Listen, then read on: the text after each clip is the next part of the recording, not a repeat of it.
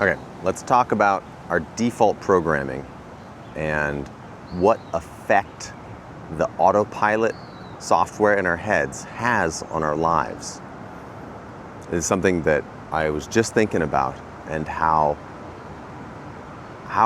we don't really have this history of crafting, consciously and intentionally crafting the programs that run in our heads that dictate most of what we do and how our lives turn out. So, speaking for myself, most of my life is on autopilot. I'm reacting naturally to what's going on around me.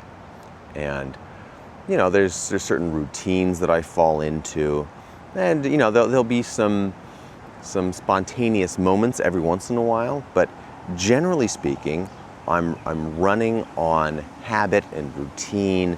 And, I've got an autopilot going on. And it's not just what I do, but it's how I react. What's going on in my head is a program. It's on autopilot. And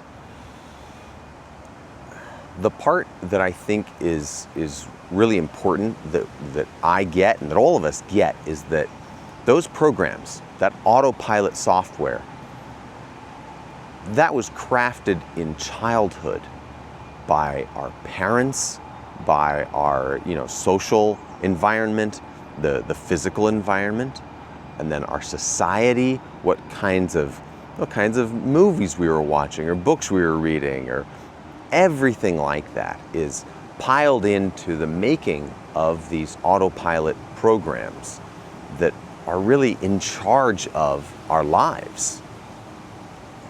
And I'm seeing the benefit now, really seeing the benefit of looking consciously at those programs that are running in my head and asking, hey, is this serving me? Is this a good program to hold on to? Or do I need to put in some sort of effort to reprogram myself so that I can respond naturally in a way that is to my and to everyone else's benefit? And I think those things are linked. I think that if it is to my benefit, it's actually to everyone's benefit, because the better off I am, then the more good that I am able to do in my life.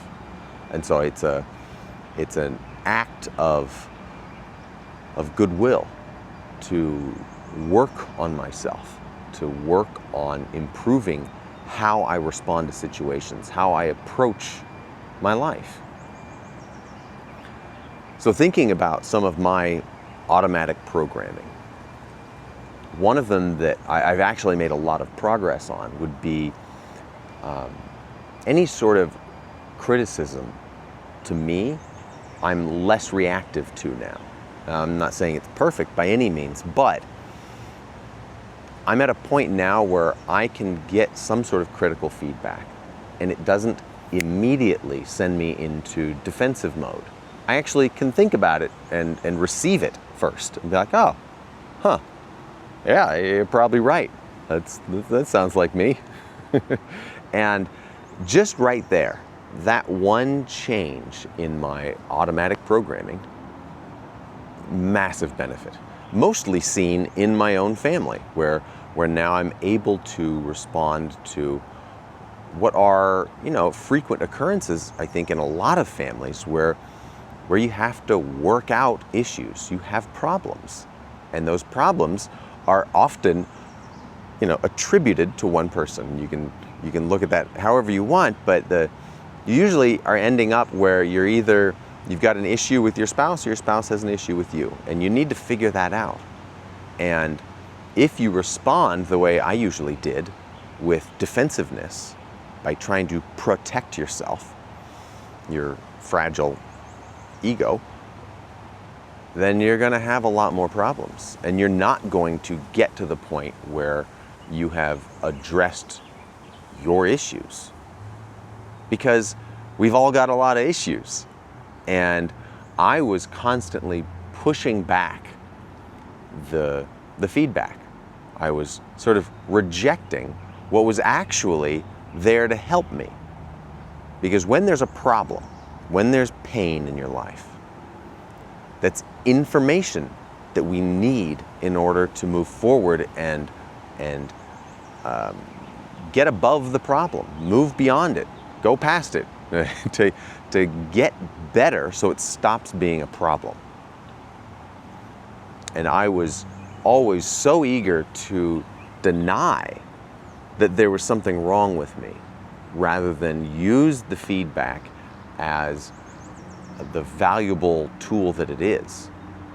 It's right there, it's feedback. That in and of itself is what you need, because if you're providing a service or launching a product, you need the feedback in order to evolve the service or product so that it gets better, so that it is more appealing and more helpful to people, and then you can make more money. And the way I interface with the world is like my product or my service. It is the product that I have been crafting. The only problem was I was making it largely in the absence of feedback. I was ignoring the feedback, and then I was getting resentful that my product wasn't well received. And I have to put things like this in other terms, and that's why I'm talking about this in terms of like a product or a service, because it helps it get away from triggering myself the way that personal things are naturally triggering, because it feels like, oh, this is going to hurt me. If I let this in, then the core me is somehow going to get wounded by being seen as imperfect. And so I was always blocking it. And all that really accomplished was it prevented me from growing. It prevented me from getting better. And that's something that, now I look at it, I'm like, oh my God, I cannot believe that it took me almost 40 years to get that. Because that's missed time, that's lost opportunity.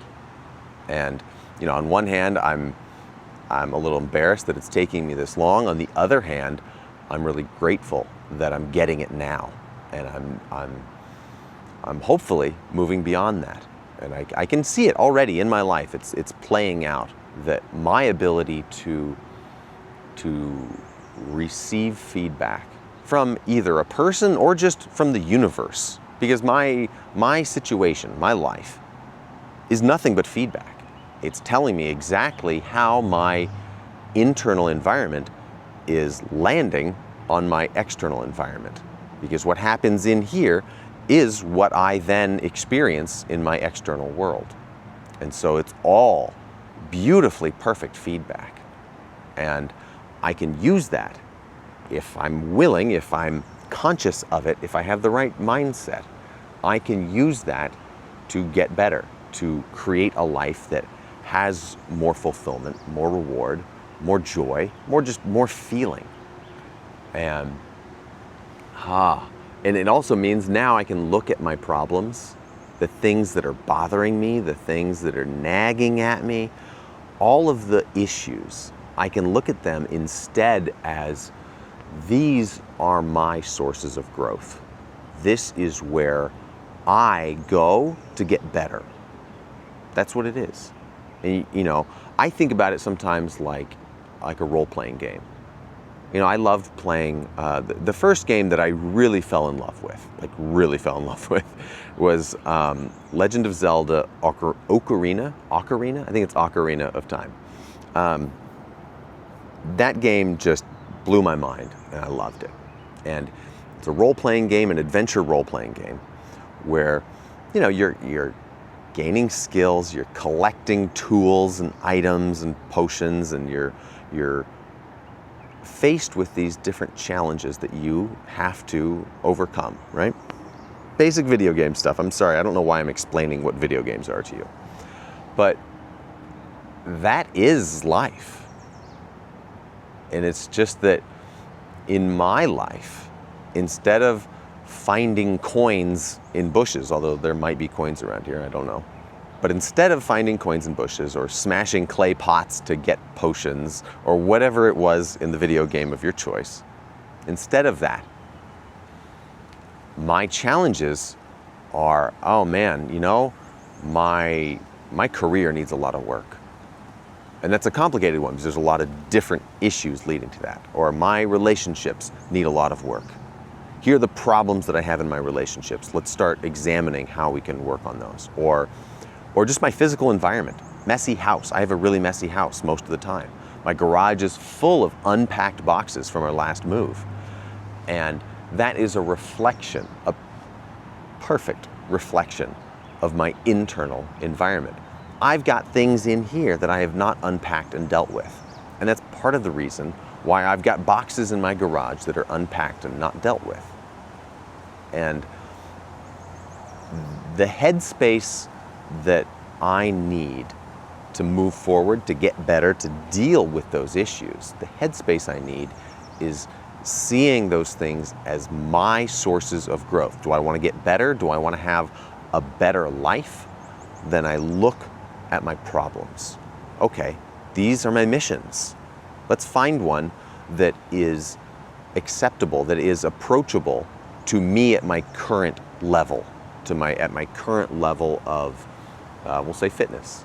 And it's just like in a video game. You don't tackle the boss on your first day of playing the video game. You're doing the little tutorial missions. They're easy. They're scaled to where you are at.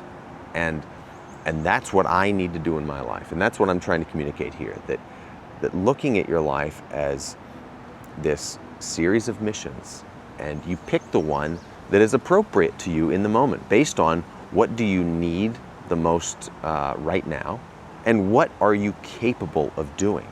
And if you pick one that is too hard, you'll know it pretty quickly, you'll give up on it. It's like, okay, don't take it personally. Step back a little bit and say, okay, how can I either break this up into smaller manageable chunks, or what different mission can I tackle right now that I could actually accomplish?